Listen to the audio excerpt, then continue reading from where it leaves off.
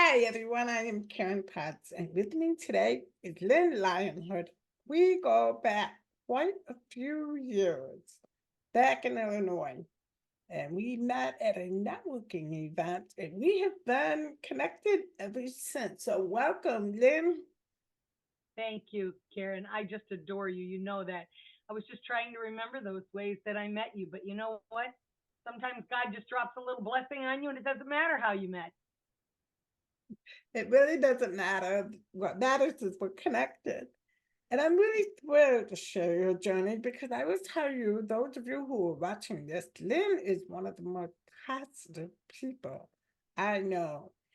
And she doesn't fake it.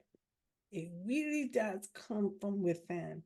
And she will probably tell you that even on the days when she's really struggling, she will get up and make a decision and say, okay, not another moment to waste. And she'll get right back into it again. So let's look first of all, who is Lynn? Tell us a little bit about you. For those who don't know you. I am a mom. That was very important to me. I did not have a good childhood. So I used to say in my young years, if I were to die, all I want to have on my headstone is she was a good mom. So that was really important to me. I was trained to be a court reporter, but I gave that up to have my family and I was fine with it. I never once looked back and had four children. If I would have had more money, I probably would have had eight, but loved every single minute of it. I wanted them to know that no matter what, I loved them. And I think as I look at them now as adults, I think I must have done a good job. They all know how much I love and adore them, and that's good. I am a grandmother of 15, and I will tell you once again, I have to amend what goes on my gravestone. I wanted to say she was a great mom and a great nanny because that was vitally important to me. I wanted each and every one of my grandchildren to know who I was and have a good relationship with me and know that, I'm the roots of where they came from and they need to understand that. So, did I ever have all these words of wisdom that the grandmas have? No, I probably didn't have that. But I was the one who taught them how to burp and how to have fun and all how to cook and do all the fun things in life. How to just break out and make every moment a magical moment. So that was important to me. And I think I've been a good wife. My husband says to me it was really very weird how we met and it was a chance thing. And he said it was the best thing that ever happened. And I believe it. I've been married to him 52 years and I'd marry him all over again. He's just a wonderful man. I mean, I'm excited when he wakes up in the morning so that I can spend time with him. I like being around him. I like holding his hands and eating with him and just, I still like him an awful lot. I love that. I think in this day and age, it's very well. After 52 years of marriage, um, a lot of times we hear about the grumbling things, and it's just refreshing to see that, it's just as good as the day you married him. And that's a beautiful thing. I must have done it right because all of my children watched and they're all in long term marriages. So I think we must have done something right. Beautiful thing. A beautiful thing. I know that when we met, you were running networking groups, and you were what I call a networking queen. I learned a lot from you because you were all about connecting with people on a deeper level before doing business with them. So that's something that I learned from you is to make that connection and keep that connection going. For example, I'll give you an example. Lynn will always text me every now and then to let me know that she's thinking about me. And it, to me, it's an amazing thing, because you get so busy in life and you never think about who you want to reach out to in text. And so I always appreciate when those texts come in. So that's one Do you know example. why I do that, Karen? No, tell me. About 2 years ago, there's only really ever been one personal development book that I ever read that really made a difference in my life. I read a lot of them, but one of them just stuck in my head, and that was a book called The Slight Edge. And that was by Jeff Olson. And it was really powerful. It just said that if you and I were working out today trying to lose weight, and we went to the gym and we did all the same exercises, and at the end of our workout I went home and you stayed and you did 5 more push-ups and one more run around the track and just a little bit more than I did, it wouldn't make any difference today, it wouldn't make any difference at the end of the week or the end of the month. If by the end of the year that little tiny bit extra compounded over all those days would make a huge difference. And that book just resonated with me. It didn't have to be about my business or my life. It was about everything. And I loved the book. And I used to buy 100 copies of the book and give it away to people that I thought needed to read it. It was a fast read and it was thin and I just loved it. And then one day, about 2 years later, my husband got sick. I couldn't go to the convention for my company. Little did I know Jeff Olson was going to be the speaker. I was heartbroken that I would miss it. And somebody called me and said, "You're in the book." I said, "What do you mean I'm in the book?" "No, I'm in the magazine. The company put me in the magazine." They said, "No, no, you're in the book." I said, "What book?" They said, "Jeff Olson is on stage and up on the big screen, he opened the book to a page and your story is in that book and it says Lynn Lionhood, Orland Park." I said, "I'm in my favorite book." It was the revised edition. Oh, I bought 100 copies of that book. Marked that page. I dog-eared that page so I could give that away to people. And it was talking about the power of a penny, how he had heard about what I had done with my husband after his accident. And he felt that that was the power of a penny to a T. So that aside, that was always my favorite book. There was never another book that ever touched me like that until just recently. I'm in a book club, and the book they selected, I did not think I was going to like it all, called Thank and Grow Rich by Pam Grout. And I just didn't think the book was going to do anything for me. And I started to read the book. And in the book, after you get past the very beginning, it's got 12 experiments, or I think it's 12 experiments. And the first experiment, really, that did it for me. I don't even care if I ever read the rest of the book at all. That first experiment said, you have to ask God, Allah, your higher power, the snails, whoever you pray to, ask them for a blessing. And you have to be very specific about what you ask for so that when it happens, you don't chalk it up as a coincidence. Okay? And it said, give it a time frame. So I'm going to tell you the truth, Karen. I'm not good at asking for things for myself. When I pray, I always pray for other people. I don't ever pray for myself. Somebody corrected me and said, "Why do you do that?" I said, "Well, I don't know. I can't ask for anything for myself." They said, "Let me ask you a question. God is your father. And if you were to ask your father for something, would he turn you down?" I said, "No." And they said, "Well, God is your father. Ask him." I still find it difficult to do that. I haven't gotten over that yet. Maybe one day I'll meet him and he'll tell me why I'm like this. But so now I'm faced with, I have to do this experiment and go back to the book club and report what happened. And everybody was doing the same thing. So I don't know. I said some really mundane thing like, "Okay, I just need a blessing. Whatever you got time for, I'll take it. And could I just please have it before the next book club day because I have to report." I mean, it was just stupid what I asked for. Nothing. I mean, there was no way I could chalk everything up to coincidence then. So I didn't do the assignment well at all. So the day of the book club comes and I'm listening to everybody. Everybody's talking about all these terrific blessings they got. And I'm listening to all this and I'm thinking, oh, they're going to call on me. It's going to be horrible. So they call on me, and I'm not going to lie. I mean, I could have made it up and say, "Oh, yeah, I asked for a pink Cadillac, and it just appeared in the driveway." But I didn't say that. I just told the truth. I said, I didn't get a blessing. I think God was busy that day, and he just didn't have time for me. I didn't get a blessing. And I was a little bit sad. And then the person running the book club said, "Well, that's not true. You did get a blessing." I said, "I did?" And she said, "Yeah, you did, because you called me up. I mean, you didn't say, 'Hey, this is my blessing,' but you called me up and told me the story, and I knew that was your blessing." I said, "Well, tell me what my blessing was." And she said, "You called me up and told me this woman had come to your networking event 2 times. Somebody knew I didn't know. She left the second event after 10 minutes. I'm pretty open. I thought maybe I insulted her or something. So I called her up and I said, did I say something that upset you? If I did, I want to apologize because it wasn't my intention to do that. And she said, no, no, no, you didn't upset me. I'm an empath. Well, I don't know what that is. So I'm like a little kid, 4 years old. I said, well, what is an empath? And she said, well, they feel other people's feelings. I said, okay, so what's that have to do with anything? She said, there was somebody on the call that was very anxious and I could feel that. So I had to get off the call. Oh, okay. So I fell right back into my normal mode of saying, well, tell me about your business and what can I do to help you grow your business? And she said, well, that's not why I called you. I said, well, why did you call? She said, I want to know about your business.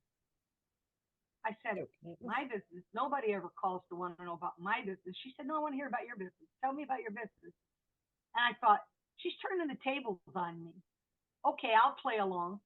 So I told her a little bit about my business, and she said, that's pretty interesting. I think I know some people who might want what you have. I said, you do?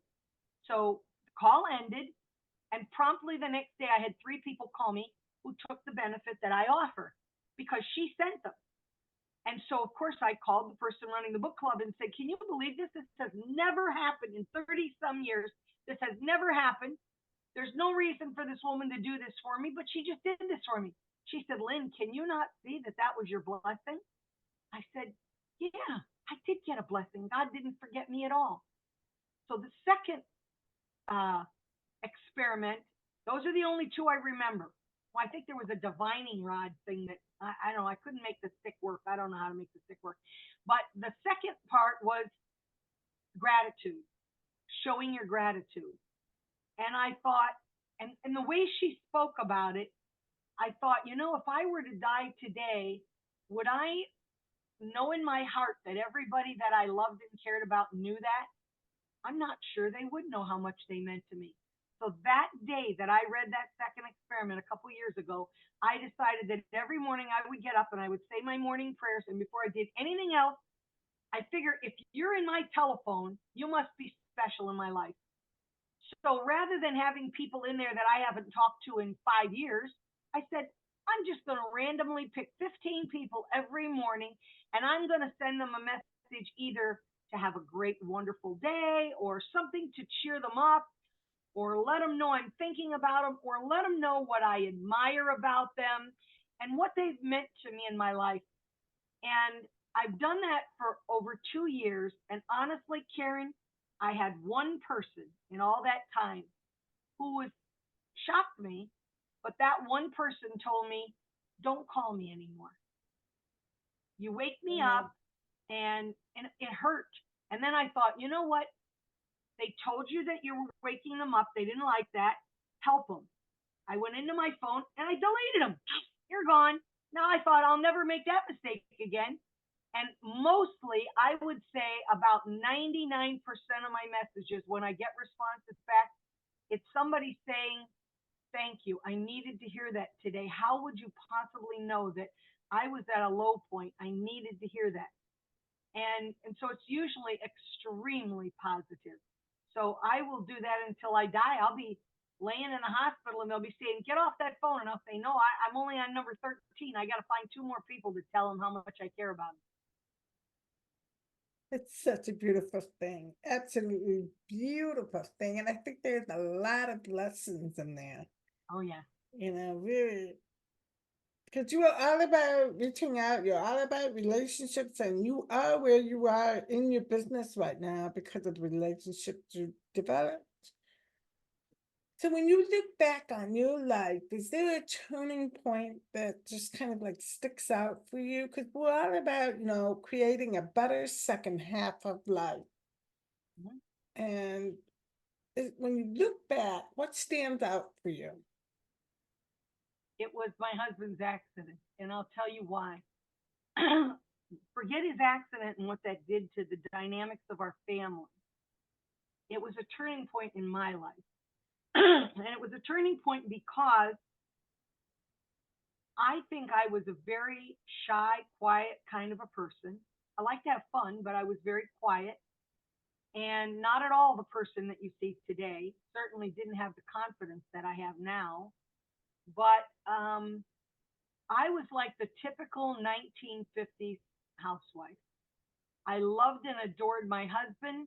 While we always discussed and made decisions together, still he was the man of the house, and I was very happy to let him take the lead. I didn't challenge him on things. There was no need to challenge him on things. We thought alike on most things. And so I think, God doesn't make mistakes. He knows exactly what he's doing. Even when you think he doesn't, even when you say, how could this be happening? Oh no, he had a plan. He knows what he's doing. And so when this accident happened, I think that God wanted me to learn the strength that I really had inside me that I didn't know I had, because he took everything away from me that was the strengths in my life. So I couldn't go to my husband to ask him, hey, what do I do now? He was laying in a bed on life support. So, and it stayed that way for a long, long time. So I had to make decisions. I didn't have anybody to go to. There was a lot of uh, dissension all around me when this happened. There was some infighting going on between some family members as to who was going to be where, and it was just crazy stuff. And I had to just go in this little bubble. And I tell people at serious times, we are all going to be tested.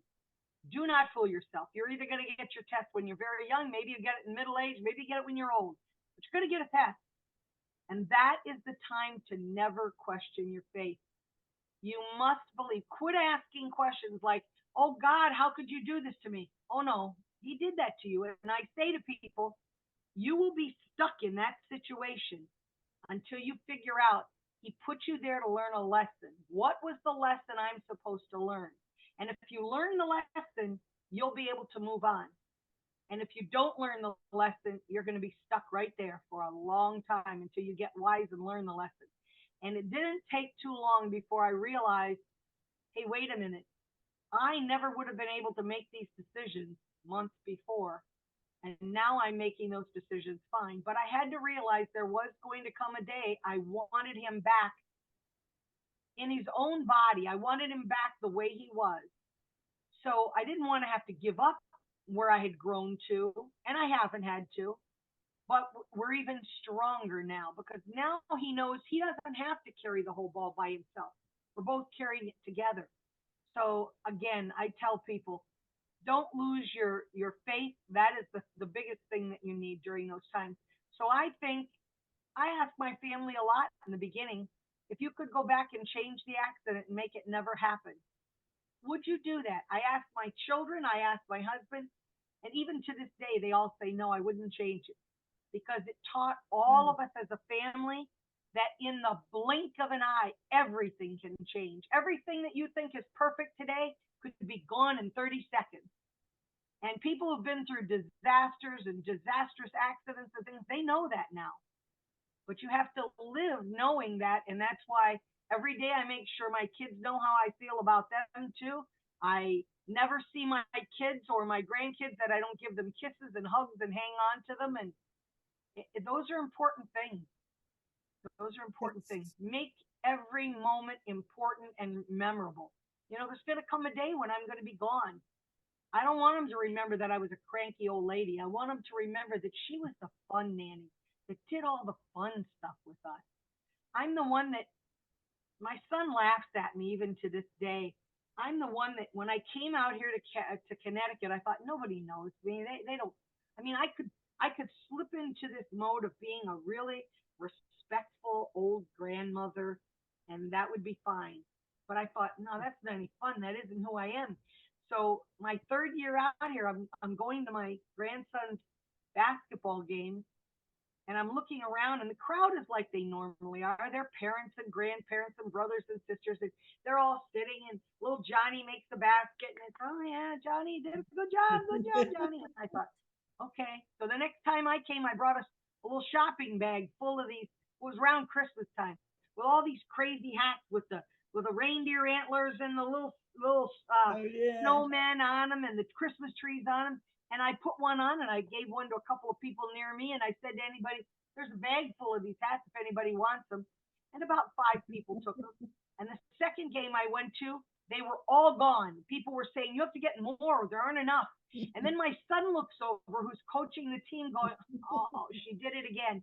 And then I was off and running. So I bought hats for every holiday. They were wearing these goofy hats for everything. The next sport, they were doing the same thing. And now I went to baseball, and I thought, we don't wear hats for baseball. They're not goofy hats. And the people are all coming up saying, where are the hats? We have to have hats. So I couldn't find baseball hats, but I got little things with antennas like Martian, and they're silver. And we got out magic markers and drew on them so they look like baseball. So we'll wear those. That is so funny. That's so funny. I think it's a beautiful example of really living life and not taking it so seriously, really enjoying it. Just switching gears just a little bit here. And you know I'm all about passion, my favorite word in the world. So when you think of that word, what does it mean to you and how do you define it? For me, it's the strongest belief that you have in anything. Doesn't matter what it is. I am an artist. When I get into that, I get into it. I don't care if I eat. I don't care if I sleep. I don't care if I go to the bathroom. I'm into it. It's my family. My husband says to me, you have family come once a week for a big, big meal. And he said, why do you cook all day long? Why don't you just order food? I said, until I can't do it anymore, I want them to know how much I love them, that I got up at 4 o'clock in the morning and I started making everything that they want. And I try to mix it all up. It doesn't always match, but it's wonderful. And they get to take all the leftovers home. And so if I'm doing my networking, there are days when I'm sick and I don't feel so great. And my husband said, why don't you call the meeting off? I said, once the meeting starts, I'll be okay. And I mean, I could really, really be feeling horrible. But when that camera goes on and those people start showing up, I forget how crappy I feel and I'm just having a ball. And 2 hours later, when it's all over with, because it's not ever a short meeting, I get off the meeting and I'm totally exhausted and I have to take a nap. But I didn't once think about being sick. It just didn't happen. So it doesn't matter what it is I'm doing. I want to do it every bit. When I was back in Illinois too, they used to ask me if I'd like to volunteer, and I volunteered for the Children's Oncology Treasure Chest Foundation, little kids with cancer. And I loved it. I worked so hard for those kids. I absolutely loved it. She hated it when she found out I was moving. So when I came out here, I said, like, I had volunteer work back there that I did that was important to me. I loved it.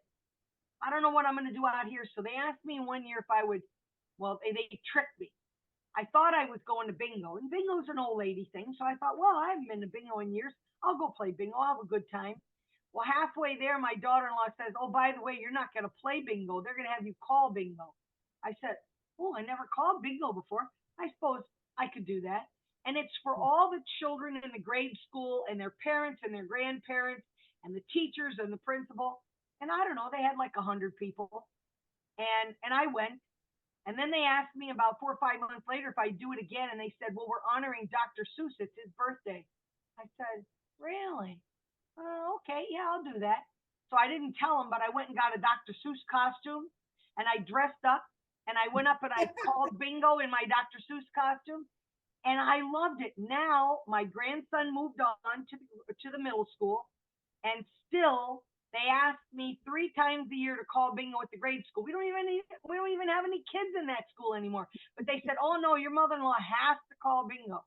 So they look forward to it. Now I said, I'll continue to do it, but I get to dress up as different things all the time. And so I do. So everything I do, I want to do it. Doesn't have to be the best, but I want to have a lot of fun. And I want everybody to remember that they were there and they enjoyed it. That is passion in action.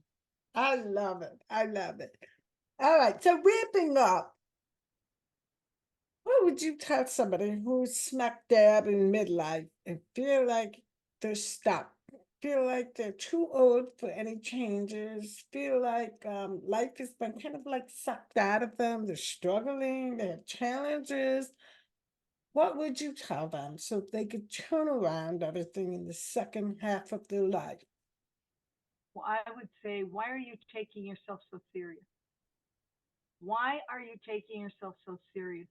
If you, let's say they are 45, let's say their children are grown now and they're feeling like all the things that they needed to do that in their life were important, it's all gone. And they don't have a career because they spent their career years, I don't think there are any, but let's just say that's what they think, raising a family. And so the husband is well into his career and maybe he's getting ready to wind down, but they feel like they have nothing. I say, get out of the house and do something. I would challenge all of them. Seriously, I don't care where they are. I have people from all over the world come to my networking events. You come spend one afternoon with me for 2 hours and I'll change your mind. You don't even have to have a company. Just come there and say, I'm just visiting. I don't care. I think I could change it. I think I could inject enough excitement in you that you would say, what am I doing? And again, I say, stop taking yourself so serious.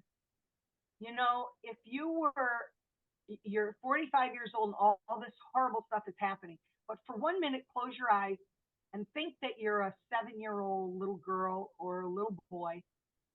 Would you think that the whole world ended maybe because your puppy ran away? No. You would still go back out and get on your bike and ride and have a good time.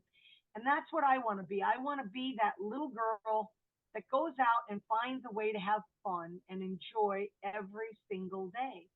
Let me give you a quick little example. I'm really not very pretentious. I have, I want to get dressed nice when I'm going to have my, well, I only get dressed from the waist up now. I don't even have to dress the bottom half of me anymore. But so I do dress the top half of me properly and I put on makeup and I put on my jewelry. And now today I have a ponytail, but that's not normal. Um, when I came out here, it was in the middle of COVID when I was not going to see my hairdresser anymore and I wasn't getting my hair cut. And you still have to be on camera and people have to see you. So I'm going to admit this to you. Do you shop at that place called Temu? What place? Temu, Temu. Oh, no, I don't. It's online. I Mhm. think it's a Chinese Okay. website. And everything is cheap. It is super, super cheap. So I went on there one day and I was buying something for our gift exchange for the White Elephant gift exchange because you needed something cheap. That's how I found them. And then all of a sudden I found that they have cheap hair. Now, the black girls, I have a lot of black friends, they all have a lot of hair. They call it bought hair. They said, we have a whole closet full of bought hair. Okay. So I don't have any bought hair because I have long hair. So I looked at this Temu site and they were selling hair for like $2.50. You could buy a clip on ponytail. You could buy this little thing that goes on the top here, just all kinds of hair. Well, let me just warn you, a $2.50 piece of hair is a $2.50 piece of hair. It's not very good. I was buying all kinds of hair and I couldn't figure out what color my hair was. So some of it matches, some of it doesn't. It's just a wreck. I have more hair that people could use for Halloween now than you can imagine. But I found this one piece of hair that you put your hair in a little ponytail thing and you put this thing on the top like a little bun and it looks really good on camera. And I thought, well, that's going to be my on camera hair now. So I keep it. I have 4 bathrooms. So one of my bathrooms I call my staging bathroom. I keep clothes in there and I keep makeup in there and I keep my hair, my fake piece of hair that I use for whenever I don't have a hairdo. I can have a hairdo in about 30 seconds. So I put my hairdo thing on and I'm conducting my meeting one day, and there's 50 people on this meeting, and I'm being really serious. Well, not real serious. I still have good time, but I'm being professional, and I'm doing my thing. And somebody said something funny, and I laughed so hard that my head went down, and my hair fell off, and now I have this stupid looking ponytail thing underneath that looks really dumb. And I looked up and I said, "Ooh, my hair fell off."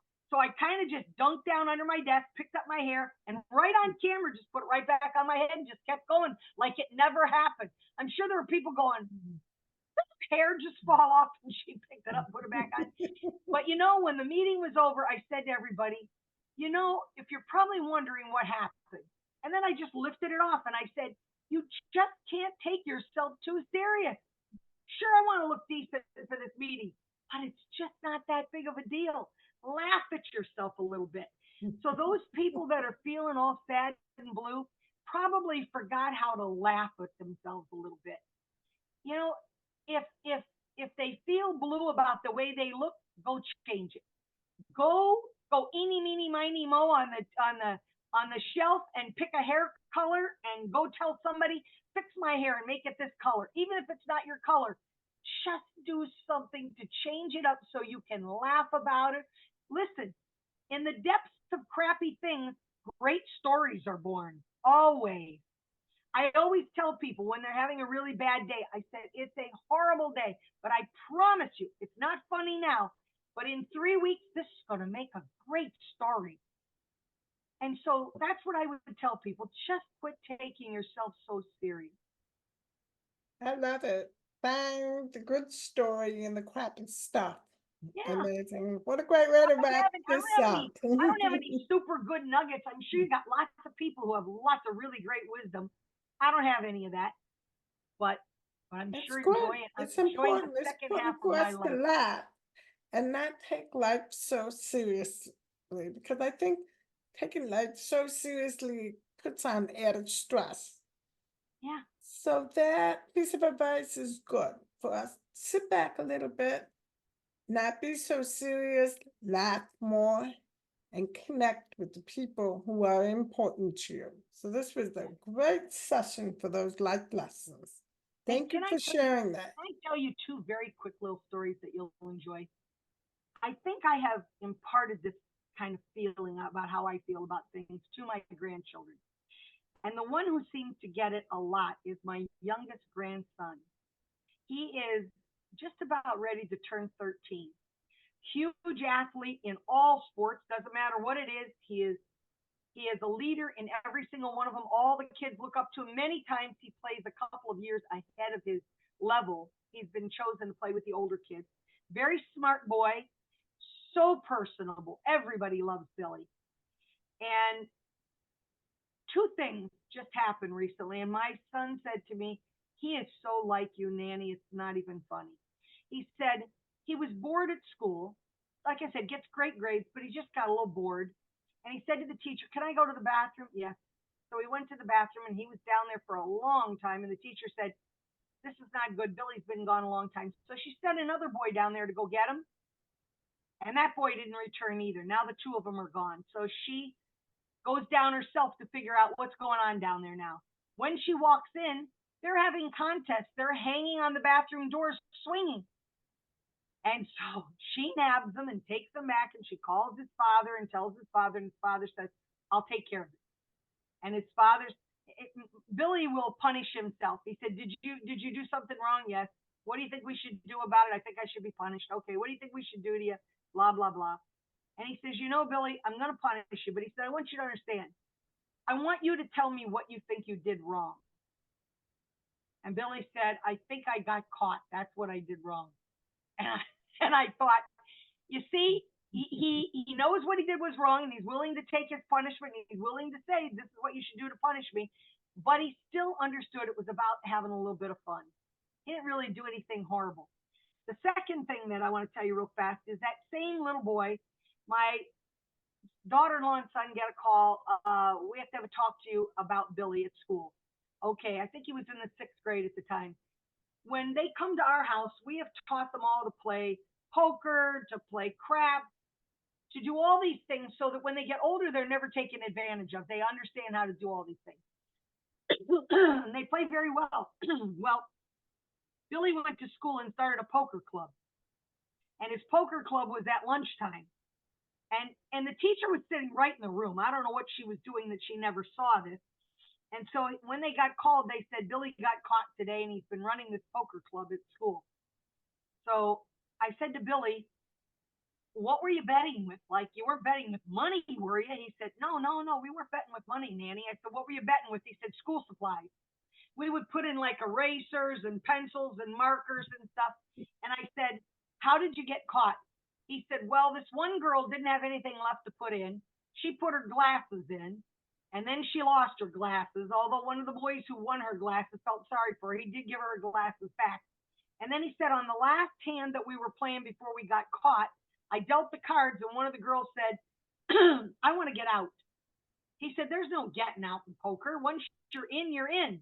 And she said, no, no, I want to get out. He said, no, you can't get out. You have to stay in. So he dealt the cards and she won everybody's school supplies. And he said she got so excited, Nanny, she just started screaming, yay, I won. The next thing you know, the teacher came to see what was going on. We got caught.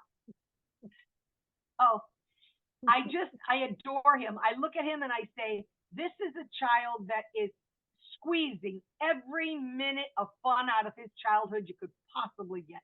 He is always having fun. My son said he's just like his nanny. He truly is. So that's good. So even if I die, I will have left behind people who get it. That's it's funny that your grandson is picking up that same attitude of having fun and really enjoying.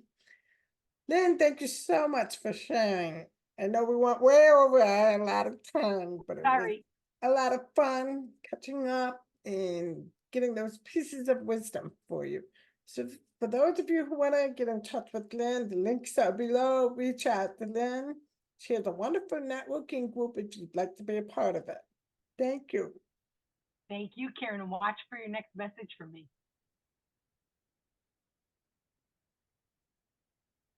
All righty.